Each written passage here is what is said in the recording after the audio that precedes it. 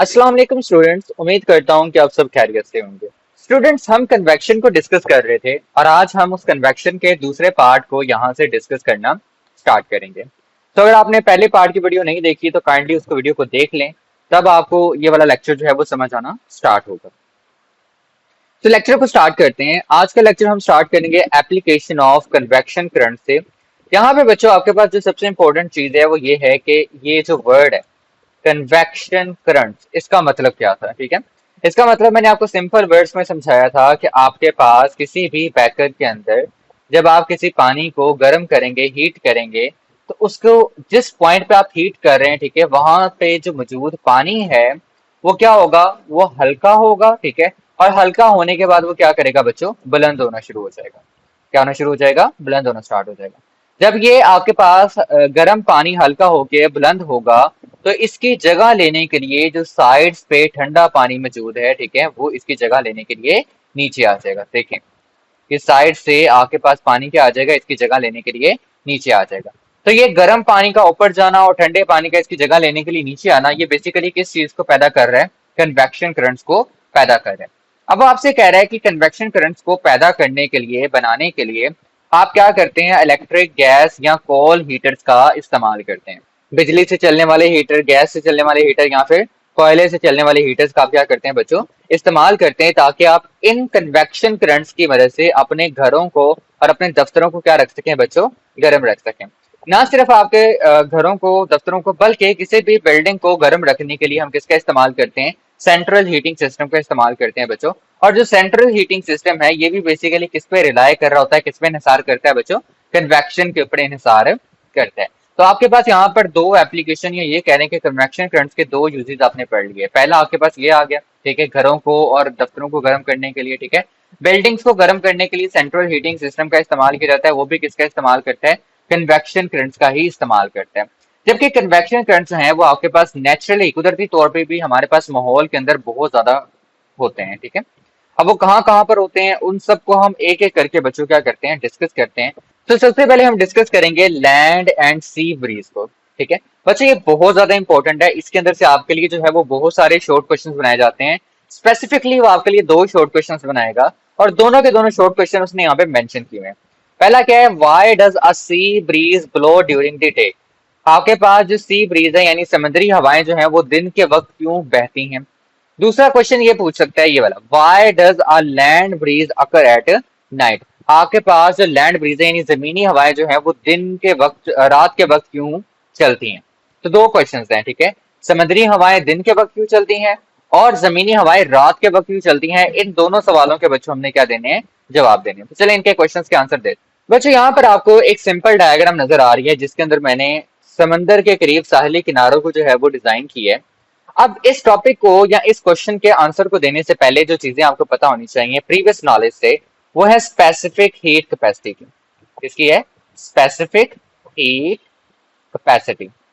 अब specific heat capacity को उर्दू में मखसूसे हरारती गुंजाइश कहते हैं। ठीक है, और स्पेसिफिक हीट कैपेसिटी को समझना इसके लिए क्यों जरूरी है, उसकी रीजन ये है कि स्पेसिफिक हीट कैपेसिटी हमें बताती है कि जो डिफरेंट मटेरियल्स होते हैं ये डिफरेंट अमाउंट ऑफ हीट क्या कर सकते हैं बच्चों, अब्सॉर्ब कर सकते हैं।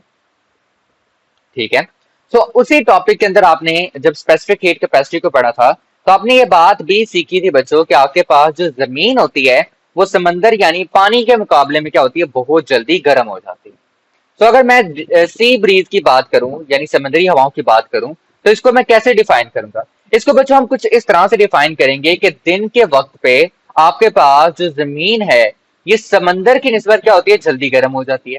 जिसका नतीजा ये होता है कि आपके पास समंदर के ऊपर की जो हवाएं हैं वो गर्म होकर क्या करती हैं, ऊपर उठ जाती हैं। जब ये हवाएं गर्म होकर बच्चों ऊपर जाती हैं तो ये पीछे खला छोड़ देती हैं, यहाँ पे जगह बन जाती है। इस जगह को फिल करने के लिए बच्चों आपके पास जो समंदर की ठंडी हवाएं हैं वो जमीन का रुख करती हैं, जिसकी वजह से आपके पास कौन सी हवाएं बनती हैं, समंदरी हवाएं बनती हैं, जिन्हें इंग्लिश में सी ब्रीजेस कहा जाता है। सेम काम आपके पास कहां पर होता है, रात के वक्त होता है। ठीक है, बस थोड़ा सा उलट है। थोड़ा सा उलट कैसे है कि रात के वक्त जो है वो जमीन बहुत जल्दी बच्चों क्या हो जाती है, ठंडी हो जाती है, जबकि समंदर इतनी जल्दी ठंडे नहीं होते। तो नतीजा ये निकलता है कि समंदर के ऊपर की हवा गर्म होकर बुलंद होती है। जब ये ऊपर होके गर्म होके ऊपर बुलंद होगी तो यहाँ पे एक खला बन जाएगा। इस खला को फिल करने के लिए आपके पास जमीन से ठंडी हवाएं जो हैं वो समंदर का रुख करेंगे। तो ये कौन सी हवाएं होंगी जो आपके पास जमीन से समंदर की तरफ जा रही हैं? इनको आप नाम देते हैं बच्चों जमीनी हवाओं का, यानी लैंड ब्रीजेस का नाम देते हैं। तो आई होप सो कि आपको समझ आ गया होगा कि आपके पास सी ब्रीजेस कब बनती हैं और लैंड ब्रीजेस कब बनती हैं। तो जल्दी से मैं आपको इनका रिकैप कर देता हूं कि दिन के वक्त जमीन जो है वो ज्यादा गर्म होती है समंदर की निस्बत, इसलिए समंदर से ठंडी हवाएं किसकी तरफ जाती हैं? जमीन की तरफ जाती हैं। जबकि रात के वक्त समंदर के ऊपर की हवाएं क्या होती हैं? गर्म होती हैं। तो उस वजह से जमीन की ठंडी हवाएं जो हैं वो किसकी रुख करती हैं? समंदर का रुख करती हैं। चलें इसको आपकी बुक से देख लेते हैं। तो देखें, जब आपसे पूछा जाए कि why does a sea breeze blow during the day, तो आपने अपना आंसर यहां से देना है। ड्यूरिंग द डे, दिन के औकात में, the land heats up faster than the sea, जो आपके पास जमीन है वो समंदर की निस्बत जल्दी गर्म हो जाती है। Due to the land lower specific heat capacity, क्योंकि आपके पास जो जमीन है इसकी स्पेसिफिक हीट कैपेसिटी क्या है? कम है। और ये समंदर से बच्चों 5 गुना कम होती है, यानी समंदर के पानी से 5 गुना कम होती है स्पेसिफिक हीट कैपेसिटी जमीन की। उसके बाद आपने लिखना है the warm air above the land rises, जो आपके पास जमीन के ऊपर की जो हवा है वो गर्म होके क्या करेगी? ऊपर की तरफ उठेगी, यही बात वो लिख रहे हैं। And the cooler air from the sea moves in to replace it, और समंदर की तरफ से जो ठंडी हवा है वो क्या करेगी? जमीन की तरफ हरकत करेगी। ठीक है, किसकी तरफ हरकत करेगी? जमीन की तरफ। जिसका नतीजा क्या बनेगा? क्रिएटिंग अ सी ब्रीज, आपके पास क्या बन जाएंगी? समुद्री हवाएं बन जाएंगी। यहाँ पर आपने अपना क्वेश्चन क्या कर देना है बच्चों? एंड कर देना है। उसके बाद आपका क्वेश्चन का दूसरा पार्ट जो क्या था, why does land breeze occur at night, तो उसका जवाब बच्चों आपके पास यहां से स्टार्ट होगा, ठीक है, और यहां तक जाएगा। एट नाइट, रात के वक्त में, the land cools down more quickly than the sea, आपके पास जो जमीन है वो समंदर की निस्बत क्या हो जाती है? जल्दी ठंडी हो जाती है। एज अ रिजल्ट, जिसका नतीजा ये निकलता है, the air above the sea becomes warmer, कि समंदर के ऊपर की हवा गर्म होती है, ठीक है, और ऊपर की तरफ क्या करती है? उठती है। While the cooler air from the land moves towards the sea, जबकि आपके पास जमीन की तरफ से ठंडी हवा क्या करती है? समंदर का रुख करती है। अब चूंकि हवा जमीन की तरफ से जा रही है तो इस हवा को किसका नाम दिया जाता है बच्चों? जमीनी हवा का नाम दिया जाता है। उसके बाद आपके पास दो और इंपॉर्टेंट शॉर्ट क्वेश्चंस आते हैं जो कि ग्लाइडिंग से रेलिवेंट है। पहला शॉर्ट क्वेश्चन क्या है? What keeps a glider in the air, वो कौन सी चीज है जो ग्लाइडर को बच्चों हवा के अंदर रखती है? अब ग्लाइडर आपको साइड पे नजर आ रहा है बच्चों, ये फोटो के अंदर आप देखें तो ये आपके पास एक तरह का कह लें कि हवाई जहाज है, लेकिन इस हवाई जहाज के अंदर कोई इंजन नहीं है। ये बगैर इंजन के बच्चों क्या कर रहा होता है? आपके पास हवाई जहाज है वो उड़ रहा होता है। किस तरह से? आए चलिए उसे देखते हैं। बच्चों ये देखें, आपको सबसे पहले जो चीज समझनी है वो ये है कि जब आपके पास हवा गर्म होती है, जहाँ लिक्विड गर्म होता है, तो आपने देखा है कि वो क्या बनाते हैं? आपके पास कन्वेक्शन कन्वेक्शन करंट्स बनाते हैं। क्या बनाते हैं? कन्वेक्शन करंट्स बनाते हैं। अब जो बच्चों ये कन्वेक्शन करंट्स बनाते हैं, ये आप दोनों के लिए कहते हो कि ये लिक्विड के अंदर भी बनते हैं और आपके पास ये गैस के अंदर भी बनते हैं, ठीक है।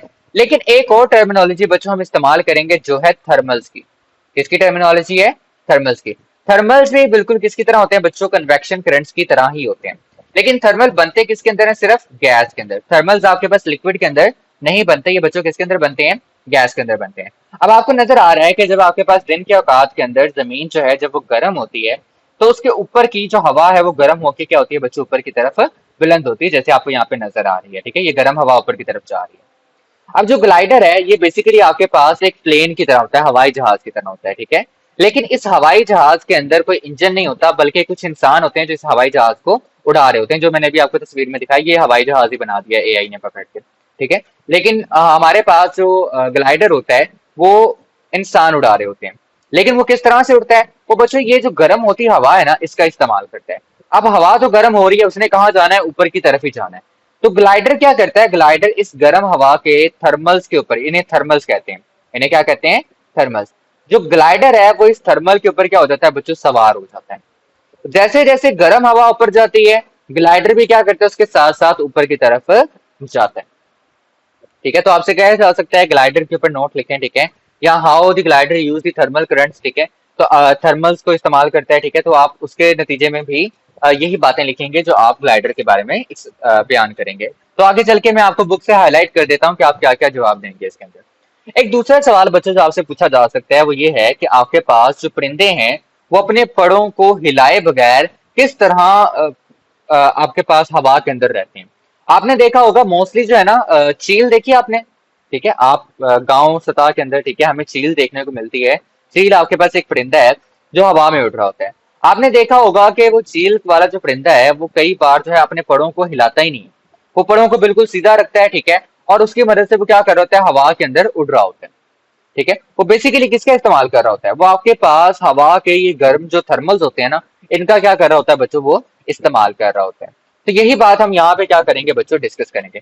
अच्छा, क्वेश्चन वो आपसे क्या पूछेगा, क्वेश्चन आपसे ये पूछेगा, तो ये आपके पास बच्चों क्वेश्चन जो है वो पूछे जा सकते हैं। How birds fly in sky without flapping their wings, कि आपके पास किस तरह से जो परिंदे हैं वो आसमान के अंदर अपने पंखों को फड़फड़ाए बगैर, हिलाए बगैर जो है वो उड़ पाते हैं। या दूसरा क्वेश्चन इसी, मतलब इसी का जवाब हम देंगे, लेकिन उसे इसी तरह से पूछ सकते हैं, how buds used air thermals, कि जो आपके पास परिंदे हैं वो एयर थर्मल्स का कैसे इस्तेमाल करते हैं। तो देखिए बच्चों, परिंदों के लिए भी सेम सिचुएशन यही है कि वो जो गर्म हवा होती है ना, ठीक है, जब वो ऊपर की तरफ उठती है तो परिंदे क्या करते हैं, अपने आप को इस गर्म हवा पे सवार कर लेते हैं, लेकिन उस टाइम पे वो अपने पड़ों को बिल्कुल खोल देते हैं। जब वो पड़ों को खोलते हैं तो देखें, जैसे ही आपके पास ये लाइन बनी हुई ना, परिंदे जो होते हैं वो बिल्कुल इसी गोल लाइन के अंदर जो है वो चक्कर लगाते हैं, ठीक है, इन थर्मल्स के ऊपर क्या करते हैं, चक्कर लगाते हैं, और इन थर्मल के साथ खुद को क्या करते जाते हैं, बुलंदी पे लेके जाते हैं। देखें, इसका बड़ा फायदा है परिंदों के लिए, परिंदों को कोई एनर्जी नहीं लगानी पड़ती अपने पड़ों को फड़फड़ाने के लिए, और पड़ों को फड़फड़ाए बगैर वो क्या करते हैं, हवा के अंदर पहुंच जाते हैं, ठीक है। अब ये जो दोनों आपके पास पार्ट्स है ना, ग्लाइडर वाला भी और परिंदों वाला भी, ये इंतहाई इंपॉर्टेंट शॉर्ट क्वेश्चन है कि आपकी एक्सरसाइज के अंदर भी मौजूद है, ठीक है, और बोर्ड के लिहाज से ये इंतहाई ज्यादा आपके लिए बच्चों के हैं, इंपॉर्टेंट है। तो आए चलिए हम इनकी आइडेंटिफिकेशन करते हैं आपके बुक में। बच्चों ये तो सिंपल जो है ना, आपके पास ग्लाइडर्स के बारे में लिखा हुआ है स्टार्टिंग में। A glider, which is like a plane, small plane without an engine, relies on the upward movement of air currents or thermals created by convection, ठीक है, ये एक सिंपल बात लिखी है। लेकिन यहाँ पर वो बता रहा है कि ग्लाइडर हवा के अंदर उड़ेगा कैसे। ग्लाइडर टेक एडवांटेज, ग्लाइडर जो है वो फायदा उठाता है of these rising currents of warm air, गर्म होती हवा के जो करंट्स होते हैं, ठीक है, उनका फायदा उठाता है, to stay in the air for extended period, ताकि वो एक लंबे अरसे तक कहाँ रह सके बच्चों, हवा के अंदर रह सके। आप ये बात लिख सकते हो, ठीक है, या आप अपनी बात को यहाँ से भी क्या कर सकते हो, स्टार्ट कर सकते हो और यहाँ तक ला सकते हो, ठीक है। तो जो नहीं कर पाते वो इतनी बात भी लिख देंगे तो उनके लिए काफी होगी, लेकिन ये आपको बात जरूर होनी चाहिए याद कि ग्लाइडर जो है वो आपके पास एक प्लेन की तरह होता है जो इंजन के बगैर काम करता है, और वो किसका इस्तेमाल करता है, वो आपके पास rising currents of warm air का इस्तेमाल करते हैं। इसके बाद जो परिंदों वाला मैंने क्वेश्चन आपको बच्चों लिखवाया है उसका आप जवाब यहाँ से देंगे। Birds use thermals to stay aloft for hours without flapping their wings, ये वही बात है जो हमने क्वेश्चन में लिखी है, ठीक है, कि आपके पास जो परिंदे हैं वो कई घंटों तक, ठीक है, अपने पड़ों को फड़फड़ाए बगैर क्या रहते हैं, हवा के अंदर रहते हैं, ठीक है। दे स्ट्रेच देयर विंग्स, वो अपने पड़ों को बिल्कुल खोल देते हैं, and circle in the thermals, और ये जो थर्मल्स बने हुए हैं, ठीक है, इनमें वो क्या करते हैं बच्चों, सर्कल करते हैं, allowing them to gain altitude, ताकि वो क्या कर सके, मजीद हाइट गेन कर सकें। ये देखें, यहाँ से मूव करना स्टार्ट करते हैं और इस तरह एल्टीट्यूड पे जाते जाते हैं। एल्टीट्यूड आप हाइट को समझते हैं, ठीक है, कि वो मजीद हाइट क्या करते हैं बच्चों, अचीव करते हैं। अब वो हाइट उन्हें कैसे मिल रही है, ऑफकोर्स वार्म एयर जो ऊपर बुलंद हो रही है उसकी वजह से मिल पा रही है। आगे से आपको एग्जाम्पल भी दिया है कौन से परिंदे जो है वो इन थर्मल्स का इस्तेमाल करते हैं। फिर में आपके पास ईगल्स है, अकाब वगैरह, हॉक्स हो गए या वल्चर, गिद्ध जिसे कहते हैं, ठीक है, वो क्या करते हैं, इनको अच्छे से इस्तेमाल कर पाते हैं। आप अपना जवाब बच्चों यहाँ पे एंड कर सकते हैं। आगे बस उन्होंने ये बताया हुआ है कि ये जो परिंदे हैं ये बेसिकली थर्मल्स का इस्तेमाल करने में बहुत ज्यादा स्किल्ड है, यानी इनको अच्छे से पता है कि आप इन्होंने इन गर्म हवाओं के थर्मल्स का किस तरह से इस्तेमाल करना है और अपने पड़ों को फड़फड़ाए बगैर किस तरह ज्यादा देर तक हवा में उड़ते रहना है। नेक्स्ट बच्चों आपके पास है convection in sea water and marine life, ये बड़ा इंपॉर्टेंट है आपके पास, ठीक है, कि जो कन्वेक्शन का अमल है वो सी वाटर में और मरीन लाइफ के लिए किस तरह से जरूरी है। अब बच्चों मरीन लाइफ क्या होती है, मरीन लाइफ बेसिकली आपके पास वो जानवर होते हैं जो कि समंदरों के अंदर रह रहे होते हैं, ठीक है, तो उनकी जो लाइफ होती है ना उसको बेसिकली नाम दिया जाता है मरीन लाइफ का। अब जो ये बच्चों जानवर है ना समुद्रों के अंदर, इनको भी खुराक और ऑक्सीजन की क्या होती है, जरूरत होती है। अब ऐसा तो नहीं है कि समंदर के अंदर जो है वो हर जगह ऑक्सीजन मौजूद है, अगर ऑक्सीजन होती तो हम ना उससे ले लेते, ठीक है। अब आपके पास समंदर के अंदर ऑक्सीजन की मिकदार वाफर नहीं होती, बल्कि जो ऑक्सीजन है वो हवा से शामिल होती है किसके अंदर, पानी के अंदर, और फिर उस ऑक्सीजन का इस्तेमाल कौन करता है, आपके पास मरीन लाइफ उसके ऑक्सीजन का इस्तेमाल करती है। तो मरीन लाइफ को जिंदा रहने के लिए दो चीजों की जरूरत है। उनको जिंदा रहने के लिए किसकी जरूरत है? ऑक्सीजन की जरूरत है, ठीक है, एक तो। और दूसरा किसकी जरूरत है? न्यूट्रिएंट्स की जरूरत है, ताकि वो क्या कर सके, अपनी खुराक की कमी को पूरा कर सकें। सिर्फ ऑक्सीजन ले लेना तो काफी नहीं ना होता, आप भी तो इंसान है, आप भी ऑक्सीजन लेते हैं। क्या ऑक्सीजन ले लेने से आप जिंदा रहेंगे? नो, आपको अपनी खुराक की भी जरूरत है, ठीक है। तो न्यूट्रिएंट्स भी आपको चाहिए होते हैं, जो आपको अपनी खुराक खाने से मिलते हैं। तो इसी तरीके से मरीन लाइफ को भी क्या चाहिए होते हैं? न्यूट्रिएंट्स चाहिए होते हैं और ऑक्सीजन चाहिए होते हैं। अब मरीन लाइफ के लिए ये चीजें जो हैं, ऑक्सीजन और जो न्यूट्रिएंट्स हैं, ये किस तरह से कन्वेक्शन के साथ रिलेटेड है, या कन्वेक्शन किस तरह से उनको ऑक्सीजन और न्यूट्रिएंट्स प्रोवाइड करता है। इसके लिए सिंपली आपको बच्चों वही चीजें समझनी है जो आप पीछे समझते आ रहे हैं, कि जो सूरज की गर्मी है ये क्या करेगी? पानी को गर्म करेगी, ठीक है। सतह पे मौजूद पानी को क्या करेगी? गर्म करेगी। ये गर्म पानी मूव करेगा और उसकी जगह लेने के लिए क्या आएगा? ठंडा पानी आएगा, जिससे आपके पास कन्वेक्शन पैदा होगा। किसके अंदर? समुद्रों के अंदर। आपको नजर आ रहा है गोल चक्कर पैदा हो रहा है, ठीक है। आपके पास समंदर में भी क्या पैदा हो रहा है? कन्वेक्शन करंट पैदा हो रहा है। अब इस कन्वेक्शन करंट का बड़ा ही फायदा होता है।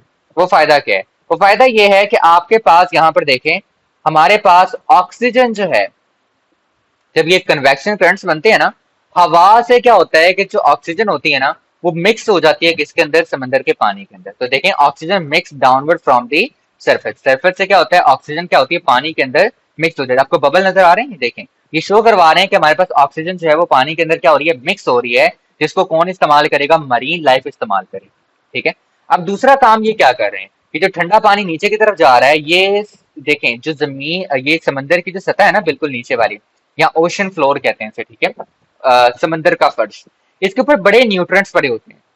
इस पे क्या पड़े होते हैं? समुद्री जो आपके पास जानवर हैं, उनके लिए खुराक पड़ी होती है। तो जब ये पानी नीचे की तरफ आता है ना, तो ये समंदर की जो सतह है, इसके ऊपर जितनी खुराक पड़ी है, इसको अपने साथ बहा के ऊपर ले आता है, ठीक है। ये ऊपर आ गई, खुराक ऊपर आ गई, ठीक है। पानी इसके अंदर शामिल हो गया, किसकी मदद से? कन्वेक्शन की मदद से, ठीक है। अब दोनों चीजें जो है वो समंदरी जानवरों के लिए पूरी हो चुकी हैं। उनको ऑक्सीजन भी मिल गया कन्वेक्शन की मदद से, और उनको न्यूट्रिएंट्स भी मिल गए, ठीक है। ऑक्सीजन तो वो सांस ले लेंगे, ठीक है, मतलब अपने गिल्स के थ्रू से है वो सांस लेने के लिए इस्तेमाल करेंगे। न्यूट्रिएंट्स जो है बच्चों वो खाएंगे। छोटी मछलियां न्यूट्रिएंट्स खाएंगी, ठीक है, तो उनकी खुराक पूरी होगी। तो छोटी मछलियों को बड़ी मछलियां खाएंगी, तो वो न्यूट्रिएंट्स जो है उनको छोटी मछलियों से मिल जाएंगे। यानी आपके पास फूड चेन का जो है वो एक पार्ट बन जाते हैं।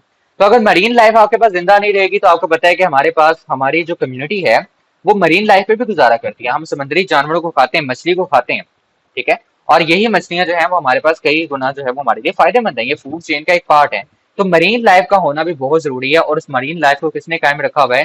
कन्वेक्शन करंट्स ने बच्चों कायम करके रखा हुआ है। चलिए आइए आपकी बुक से इसको आइडेंटिफाई करते हैं और बुक पे देखते हैं कि बुक ने इसके बारे में क्या बताया हुआ है। तो देखिए, पहली बात ही वो लिखता है, convection play an important role in sea water and is important for supporting marine life. Convection आपके पास सी वाटर में भी होता है, और ये मरीन लाइफ के लिए जो है वो आपके पास बहुत ज्यादा इंपॉर्टेंट है, मरीन लाइफ को सपोर्ट करता है, ठीक है। अच्छा, अब ये बात तो हो गई। आगे वो ये बताने लगा है कि कन्वेक्शन का अमल कैसे होता है सी वाटर के अंदर। तो वही बता रहा है, when sunlight heats the surface of the ocean, जब आपके पास सूरज की रोशनी जो है वो समंदर की सरफेस को, सतह को गर्म करती है, the warm water become lighter, तो जो गर्म पानी होता है वो हल्का हो जाता है, and stage at the top, और वो कहाँ पे रहता है? टॉप पे रहता है, ठीक है, सरफेस के ऊपर रहता है। While the cooler and denser water sinks at to the bottom, जबकि आपके पास ठंडा पानी कहाँ पे चला जाता है? नीचे चला जाता है। भारी है ना, भारी चीजें नीचे चली जाती हैं, ठीक है, डूब जाती हैं। तो आपके पास क्या होगा कि जो ठंडा पानी है, ठीक है, वो नीचे की तरफ डूब जाएगा। This difference in temperature causes the convection currents in the ocean, इससे क्या होगा कि आपके पास समंदर के अंदर कन्वेक्शन करंट्स पैदा होंगे, ठीक है। तो आपको क्वेश्चन आ सकता है, how convection currents, how convection currents are generated inside the sea water, ठीक है। तो आप उसका आंसर ये देंगे। इतना इंपॉर्टेंट नहीं है ये वाला क्वेश्चन, लेकिन आप इसको जरूर कीजिएगा। अच्छा, उसके बाद आपके पास एक और क्वेश्चन जो आपको बनाया जा सकता है यहाँ पर आप लोगों के लिए, ठीक है, वो क्या होगा, how convection current, how convection, या हाउ सिर्फ कन्वेक्शन लिख लें, ठीक है, how convection supports marine life, जो कन्वेक्शन है वो किस तरह से मरीन लाइफ को जो है बच्चों सपोर्ट करता है। तो उसको सपोर्ट करने के लिए यहाँ से आपके पास आंसर आएगा। ये जो आपके पास करंट्स बन रहे हैं, ये क्या करते हैं? कंटिन्यूसली मूव करते हैं वाटर को अप एंड डाउन। करंट्स बनते हैं, ये पानी को मुसलसल तौर पे क्या करवाते हैं? ऊपर नीचे हरकत करवाते रहते हैं। जो आपने ऊपर देखा, पीछे आपने लूप देखी थी ना, आपके पास लूप कुछ इस तरह से जा रही थी, इस तरह से, ठीक है, ऊपर की तरफ और नीचे की तरफ, ठीक है। तो आपके पास पानी जो है वो मुसलसल क्या करता है, ऊपर नीचे हरकत करता है, जिसकी वजह से क्या होता है, ऑक्सीजन जो है वो सरफेस से डीप लेयर, समंदर की गहरी सतहों के अंदर क्या हो जाती है, मिक्स हो जाती है, शामिल हो जाती है, and bring nutrients from the ocean of the floor. This process is very important for the survival of marine animals and plants, ठीक है। आप यहाँ तक बात कर सकते हैं, ठीक है, यहाँ तक। ये जो प्रोसेस हो रहा है, ठीक है, ये किसके लिए इंपॉर्टेंट है, मरीन लाइफ के लिए, ठीक है, मरीन प्लांट्स के लिए जो है वो क्या है, बहुत ज्यादा इंपॉर्टेंट है, क्योंकि इन्हें दो चीजें प्रोवाइड कर रहा है, एक तो ऑक्सीजन प्रोवाइड कर रहा है, दूसरा क्या चीज प्रोवाइड की जा रही है आपके पास, दूसरी चीज हमारे पास न्यूट्रिएंट्स हैं, उसको न्यूट्रिएंट्स मिल रहे हैं, ठीक है। नेक्स्ट आपके पास वो क्या बता रहा है, because it is ensure that there are enough oxygen and food available at different depth, ठीक है। ये इस बात की यकीन दहानी कराता है कि हमारे पास मुख्तलिफ गहराइयों के ऊपर आपके पास ऑक्सीजन और खाने की चीजें जो है वो क्या है, मौजूद है। कन्वेक्शन के विदाउट, ये देखें लिखा हुआ है, without convection the deep ocean would lake oxygen and surface water would lake nutrients. ये बात भी आपने याद रखनी है कि अगर कन्वेक्शन नहीं होगी तो आपके पास जो गहरे समंदर के अंदर ऑक्सीजन है बच्चों, ठीक है, वो कम होना शुरू हो जाएगी। Surface water would lake nutrients, और जो सरफेस के ऊपर पानी होता है, ठीक है, उसमें न्यूट्रिएंट्स क्या हो जाएंगे, कम हो जाएंगे, और अगर न्यूट्रिएंट्स नहीं होंगे तो छोटी मछलियां खाएंगी क्या, ठीक है, और अगर छोटी मछलियां नहीं जिंदा रहेंगी तो बड़ी मछलियां क्या खाएंगी, यानी फूड चेन जो है वो आपके पास क्या करेगी बच्चों, बिगड़ जाएगी, ठीक है। सो इससे क्या होगा कि आपके पास जो आपकी इकोसिस्टम की लाइफ है, मरीन लाइफ है, ठीक है, वो बहुत ज्यादा मुतासिर होगी अगर कन्वेक्शन होना क्या हो जाए, बंद हो जाए, ठीक है बच्चों। अच्छा, नेक्स्ट आपके पास टॉपिक क्या है, नेक्स्ट आपके पास है heating and cooling of rooms by convection. आप किस तरह से कन्वेक्शन के अमल से अपने घरों को जो है वो गर्म या ठंडा कर सकते हैं। तो बड़ी सिंपल सी बात है बच्चों कि अगर आपने अपने घर के अंदर, ये आपका रूम, ठीक है, इसके लिए मैंने कोई फिगर जनरेट नहीं करवाई, ये आपका रूम, और इस रूम के अंदर आपने यहाँ पे क्या लगाया हुआ है, हीटर लगाया हुआ है। तो होगा क्या कि जहां पे हीटर चलेगा तो हीटर के ऊपर की हवा क्या होगी बच्चों, गर्म होगी। हीटर के ऊपर की हवा क्या होगी, गर्म होगी, और गर्म होकर हवा ये जो है वो कहाँ जाएगी, ऊपर की तरफ हरकत करेगी। अब जब ये हवा ऊपर जाएगी तो इर्द गिर्द की ठंडी हवा क्या करेगी, इस गर्म हवा की जगह लेने के लिए आ जाएगी, ठीक है। गर्म हवा ऊपर उठेगी और ठंडी हवा इसकी जगह लेने के लिए नीचे आएगी, और ये सिलसिला चलता रहेगा, जिसके नतीजे में आपका पूरा का पूरा रूम जो है वो क्या हो जाएगा बच्चों, गर्म हो जाएगा। आपने मोस्टली फील किया होगा कि जिस कमरे में आपके पास हीटर लगा होता है ना, जब आप उस कमरे के अंदर खड़े होते हैं तो आपको खड़े होते वक्त जो है वो गर्मी ज्यादा महसूस होती है, ठीक है। जबकि आप अगर नीचे बैठे हो तो तब आपको इतनी जो है वो गर्माहट महसूस नहीं होती, क्योंकि गर्म हवा जो होती है ऊपर की तरफ हरकत कर जाती है, ठीक है, और पूरे कमरे को गर्म होने में क्या लगता है, टाइम लगता है। तो देखिए आपसे ये बातें करेगा वो, ये बोर्ड के लिहाज से इतना इंपॉर्टेंट नहीं होगा बच्चों, ठीक है। In winter gas heaters are often use to warm the rooms. सर्दियों के अंदर हम गैस हीटर्स का इस्तेमाल करते हैं कमरों को गर्म रखने के लिए। When the heater is turned on, जब आप हीटर को ऑन करेंगे, it warms the air near it, तो अपने इर्द गिर्द की हवा को क्या करेगा, गर्म करेगा, ठीक है। This warm air becomes lighter less dense, ये आपके पास जो हवा है, गर्म हवा, ये हल्की हो जाएगी, and rise towards the ceiling, और सीलिंग की तरफ क्या करेगी बच्चों, उठना शुरू हो जाएगी। As the hot air moves up, जैसे जैसे आपके पास गर्म हवा ऊपर की तरफ जाएगी, cooler heavier air moves down to take its place near the heater. तो जैसे जैसे गर्म हवा ऊपर की तरफ जाएगी तो ऊपर की तरफ से जो ठंडी हवा है वो इस गर्म हवा की जगह लेने के लिए हीटर के पास आ जाएगी, और ये प्रोसेस आपके पास बच्चों चलता रहेगा। और ये जो लूप आपके पास बन रही है गर्म हवा के ऊपर जाने की और ठंडी हवा के नीचे आने की, इससे आपके पास क्या चीज पैदा होती है, कन्वेक्शन करंट्स पैदा होते हैं। बार हाँ मैं बता चुका हूँ, ठीक है, कि ये लूप ही है जो आपके पास क्या होती है, कन्वेक्शन करंट कहलाती है। तो ये आपने देख लिया कि विंटर के अंदर आप अपने घरों को जो है वो या अपने कमरों को किस तरह से गर्म रख सकते हैं। अगला प्रोसेस आपको बताता है कि आप अपने घरों को बेसिकली समर के अंदर यानी गर्मियों के अंदर किस तरह से बच्चों ठंडा रख सकते हैं। तो आपको पता है ठंडा रखने के लिए हमें किसका इस्तेमाल करेगा, एयर कंडीशनर का इस्तेमाल करना पड़ेगा, ठीक है।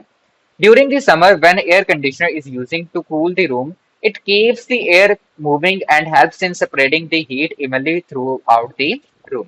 क्या आपके पास एयर कंडीशनर क्या करता है, वो हवा को ठंडा करता है, और ठंडी हवा जो है वो भारी होने की वजह से हमेशा बच्चों कहाँ पर आती है, कमरे के अंदर नीचे की तरफ आती है, ठीक है। जबकि गर्म हवा कहाँ पे रहती है, ऊपर रहती है, और आपका एसी जो है उसको रेगुलेट करता रहता है ताकि कमरे के अंदर क्या होती रहे बच्चों, ठंडक होती रहे।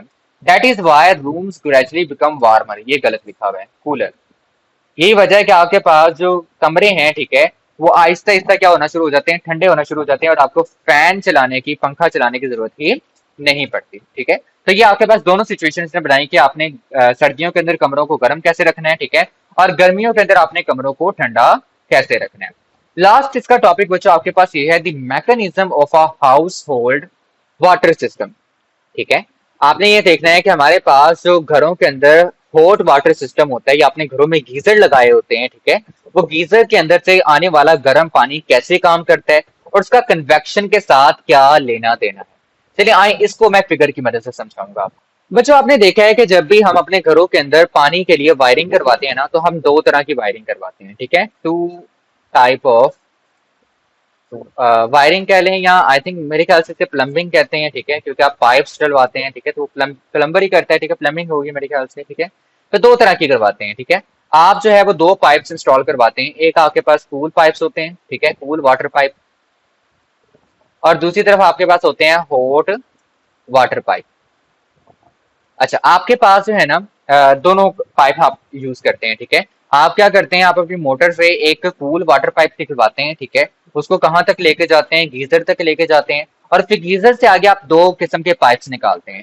एक वो पाइप जो ठंडा पानी लेकर जाता है, और एक वो पाइप जो गीजर के अंदर से क्या करता है, गर्म पानी लेकर जाता है, ठीक है। तो मोस्टली हम घरों के अंदर क्या करते हैं, दो तरह की पाइपिंग करवाते हैं, ठीक है, गर्म पानी के लिए अलग से और ठंडे पानी के लिए अलहदा से। तो यहाँ पर यही पाइपिंग जो है आपके पास काम करेगी। अच्छा, इसके बाद आप क्या करते हैं, अपने घरों के अंदर पानी को गर्म करने के लिए कई तरह के गीजर्स का इस्तेमाल करते हैं, कई तरह के सिस्टम्स का इस्तेमाल करते हैं, ठीक है। आपके पास इलेक्ट्रिक सिस्टम भी होते हैं, ठीक है, जो कि बेसिकली रोड्स की मदद से क्या करते हैं, पानी को गर्म करते हैं, ठीक है। आपके पास गैस सिस्टम भी होते हैं, ठीक है, गैस की मदद से आप क्या करते हैं, पानी को गर्म करते हैं, ठीक है। आपके पास कोल सिस्टम भी होते हैं, जो लोग पुराने जमाने के गीजर जिन्होंने रखे होते हैं ना, वो लकड़ियों को जला के, कोयले को जला के भी क्या करते हैं, पानी को गर्म करते हैं घरों में इस्तेमाल करने के लिए। तो ये सिस्टम कम यूजफुल है, यानी अब ज्यादा इस्तेमाल नहीं होता। ज्यादातर आपको इलेक्ट्रिक वाला और गैस वाला देखने को मिलता है, देहातों में आपको ये कोल वाला जो है वो देखने को मिल सकता है। तो देखिए, हम जो सिस्टम पढ़ेंगे ना वो इलेक्ट्रिक वाला होगा। आप देखें, यहाँ पर मैंने एक इलेक्ट्रिक सिस्टम इंस्टॉल किया हुआ है, जिसके अंदर हमारे पास यहाँ पर नीचे ना कॉइल्स लगी हुई हैं। जब ये कॉइल्स पे जो गर्म होती है ना इलेक्ट्रिसिटी की वजह से, ठीक है, देखिए आपके पास रेड रेड हो गई है, तो यहाँ से जो ठंडा पानी आएगा वो पहले तो इसके अंदर फिल हो जाता है, ठीक है। अब जैसे जैसे ये कोल जो है अपने इर्द गिर्द का पानी जो है वो गर्म करेगी ना, तो गर्म पानी जो है वो आपके पास वार्म वाटर, देखें, वार्म वाटर आपके पास क्या हो जाएगा, लाइटर हो जाएगा, ठीक है, क्या हो जाएगा, लाइटर, हल्का हो जाएगा। और हल्का पानी कहाँ जाएगा, ऊपर की तरफ जाएगा, ठीक है, जबकि भारी पानी बच्चों कहाँ रह जाएगा, नीचे रह जाएगा। और ये काम चलता रहेगा। अब ऊपर आपने लगाए होंगे पाइप, ठीक है, जो यहाँ से क्या करेंगे, गर्म पानी को बाहर निकालेंगे, ठीक है। गर्म पानी यहाँ से बाहर निकलेगा, और जहां पर आपने नल वगैरह लगाए होंगे, ठीक है, आप नल को ओपन करेंगे, आपके पास वहां से गर्म पानी जो है वो बाहर आना स्टार्ट हो जाएगा। एक और चीज बच्चों आपकी बुक डिस्कस करती है कि आप इस सिस्टम के साथ किसका इस्तेमाल करते हैं, थर्मोस्टेट का इस्तेमाल करते हैं, ठीक है। थर्मोस्टेट क्या होता है, ठीक है, थर्मोस्टेट बेसिकली आपके पास एक टेम्परेचर को डिटेक्ट करने वाला डिवाइस होता है, ठीक है। आप इसे ये लिख सकते हो कि it is a temperature sensitive device, या फिर आप ये कह सकते हो कि टेम्परेचर डिटेक्टिंग डिवाइस, दोनों आप लफ्ज इस्तेमाल कर सकते हैं, ठीक है। ये थर्मोस्टेट क्या करता है, टेम्परेचर को डिटेक्ट करता है। अब आपको पता है कि अगर हमने एक इलेक्ट्रिक सिस्टम इंस्टॉल किया है और उसमें मैंने नीचे रोड्स को ऑन कर दिया है, तो पानी तो गर्म होता रहेगा, और पानी गर्म होके ऐसा भी तो हो सकता है कि बहुत ज्यादा गर्म हो जाए। अब आप चाहते हो कि आपके पास जो पानी आए ना वो 35 to 40 डिग्री सेल्सियस का है। सर्दियों के अंदर ऐसे होता है कि आपको इस टेम्परेचर पे पानी चाहिए होता है, तो आप चाहते हो कि आपके पास 35 to 40 डिग्री सेल्सियस के दरमियान में जो है वो पानी आपके पास नल के बाहर आए। तो आप देखते हो कि अंदर का जो टेम्परेचर है वो तो कंटिन्यूसली बढ़ेगा, लेकिन जो थर्मोस्टेट आप लगाते हैं ना, ये क्या करता है, टेम्परेचर को कंट्रोल करता है, ठीक है। आप ये भी लिख सकते हैं, ठीक है, टेम्परेचर कंट्रोलिंग डिवाइस, ये ज्यादा बेस्ट होगा। आप ज्यादा बेस्ट लिखें, temperature controlling device, thermostat is a temperature controlling device. तो आपके पास थर्मोस्टेट क्या करता है, आप अगर चाहते हो कि आपके पास टेम्परेचर जो है वो 35 डिग्री सेल्सियस रहे पानी का, तो थर्मोस्टेट क्या करेगा, टेम्परेचर को 35 डिग्री सेल्सियस ही रखेगा। वो कैसे रखेगा, वो इस रोड को ऑन या ऑफ करता रहेगा, ठीक है। ऑफ करेगा ताकि पानी ज्यादा गर्म ना हो जाए, ठीक है, और ऑन करेगा कि पानी ज्यादा ठंडा भी ना हो जाए, ताकि वो टेम्परेचर को कितना रख सके, 35 डिग्री सेल्सियस रख सके।